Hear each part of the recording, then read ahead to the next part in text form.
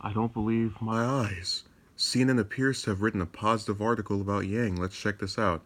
Andrew Yang is the hottest 2020 candidate this side of Elizabeth Warren right now. Let's go down here. A viral crowd surfacing video, a massive and growing online support network, steady polling progress, and a promise of something big in store for Thursday night's Democratic presidential debate, which is tonight. The current reality of the 2020 presidential race is this: aside from Elizabeth Warren and her surge into second place behind Joe Biden, there is no candidate with more momentum and buzz than Andrew Yang headed into tonight's third debate. You got that right. Which is, if you stop and think about things for 30 seconds, a pretty remarkable statement. Yang started the 2020 presidential race as a total and complete unknown, having never run for office before. He was polling at 0% because, well, he was a total and complete unknown. His platform, focused on the dangers posed by a rapidly automating society, was different than what any of the other candidates were talking about. His central idea to offer a $1,000 universal basic income to every person 18 or older in the country was dismissed as unworkable and crazy. Well, that's actually not true. His supporters were able to back his position very simply because they're not paid like the people on this network, CNN, or like those on MSNBC or Fox, to purposely pretend like, how could this ever work? What is he talking about? So that's kind of like half true right there. And yet Yang will be one of the 10 candidates on stage in Houston for the third night of 2020 Democratic primary. He has outlasted much more established political figures such as Senator Kirsten Gillibrand, Governor Jay Inslee, and former Colorado Governor John Hickenlooper, all of whom have left the race amid fundraising problems and disappointing poll numbers. Well, that's because out of that whole group, the only one who was actually running for any particular reason was Inslee.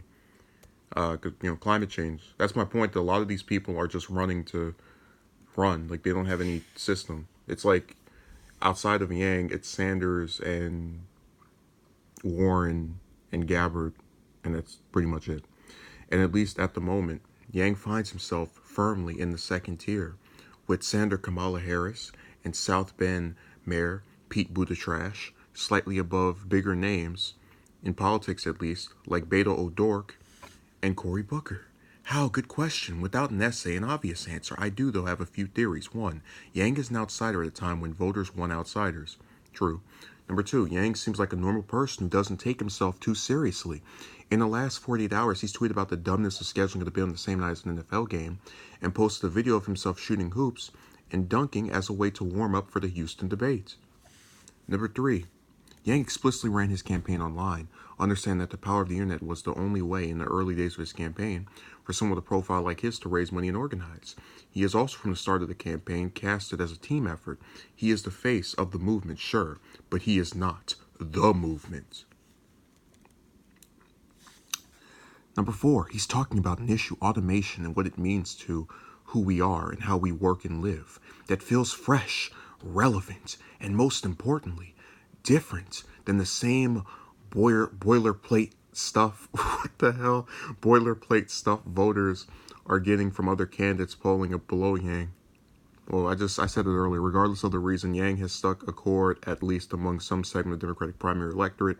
In the last 6 polls of the race, as collected by Real Clear Politics, Yang's support ranges from 2 to 5%, which isn't great. Oh, here we go. When you got a field of 20 people and there's only about 5 in front of you, 4 in some cases, you're doing great. It's like, and you're 6 months away. It's fine. It's perfect. It's you really couldn't ask for much from someone that was this unknown for as long as he was. So don't let them trick you with this little stupid line right here. Okay. Except when you use the number or more than 14 of the yeah, that's okay. To be clear, Andrew Yang is still a long shot. I mean, whatever. The most likely outcome is that he has hit his ceiling and will go no higher. They had to stick it somewhere in there. The most likely outcome is that he is. This guy just sat here. Siliza, whatever his name is, can really find ways to just get under my skin with the stuff he writes. He just told you this candidate has been rising in polls in these last 6 of them, in the most likely scenario after rising in polls is, well, he's hit his stride, he's peaked, he can't go any further than this. But no one, including me, thought that Yang would even get to this point, which is why you should shut up.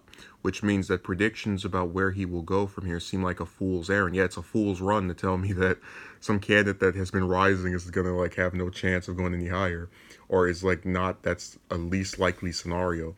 And if Trump's victory in 2016 taught the political class anything, it's just never ever say never, even though I just said it twice.